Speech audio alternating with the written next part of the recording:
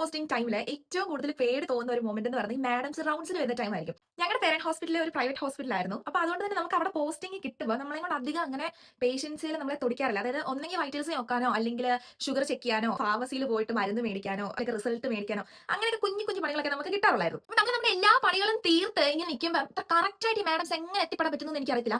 ഇവര് വരുമ്പോൾ നമ്മൾ ഒന്നും ചെയ്യല്ലോ. അപ്പൊ ഇവർ എന്നിട്ട് ചോദിക്കും എന്താ വെറുതെ നിൽക്കുന്നത്, എന്താ ഒന്നും ചെയ്യാത്തെ, ഒന്നും ഇല്ലെങ്കിൽ കുറച്ച് കേസ് ഫയൽ ഒക്കെ വായിച്ചു നോക്കിയിട്ട് കെയർ പ്ലാൻ എഴുതുക അല്ലെങ്കിൽ കേസ് പ്രസന്റ് ചെയ്യുക, അങ്ങനെ ഇങ്ങനെ കുറെ ചോദ്യങ്ങൾ അങ്ങോട്ട് ചോദിക്കും. സി ഇവർക്കും അറിയാം നമ്മളെ കൊണ്ട് അവിടെ ഒന്നും ചെയ്യിപ്പിക്കുന്നില്ല. അപ്പൊ ആ ടൈമില് നമ്മുടെ ഹോസ്പിറ്റൽ ഇങ്ങനെ റൗണ്ട് ഷേപ്പിലാണ്. അപ്പൊ ഇവർ ഓരോ വാർഡിന് കയറി ഇറങ്ങി നമുക്ക് കാണാൻ പറ്റും. അപ്പം ഒന്നും ചെയ്തില്ല പോലും നമ്മൾ ഇവരെ കാണിക്കാനും വേണ്ടിയിട്ട് ആ വൈറ്റൽ മെഷീൻ ഉരുട്ടി വെറുതെ ആയാലും അതുവഴി നടക്കാറുണ്ടായിരുന്നു. അപ്പൊ ഐസിയിലൊക്കെ പോസ്റ്റിംഗ് കിട്ടുമ്പോൾ പിന്നെ പറയവേ വേണ്ട, നമുക്ക് ഒന്നും ചെയ്യാനില്ല. ഏതെങ്കിലും ഒരു പേഷ്യന്റിന്റെ ടേബിളിന്റെ മുന്നിൽ പോയിട്ട് ആ ഫയലും തുറന്നു പിടിച്ച് അവിടെ അല എത്ര വട്ടം അടിക്കുന്നു, ആ അല സൈലന്റ് ചെയ്യുന്നു, ആ സെയിം പേഷ്യന്റിന്റെ ഫയൽ തന്നെ ആ ഒരു ദിവസത്തെ ഷിഫ്റ്റ് കൊണ്ട് ഒരു 10-15 വട്ടം നമ്മൾ വായിച്ചു തീർക്കും.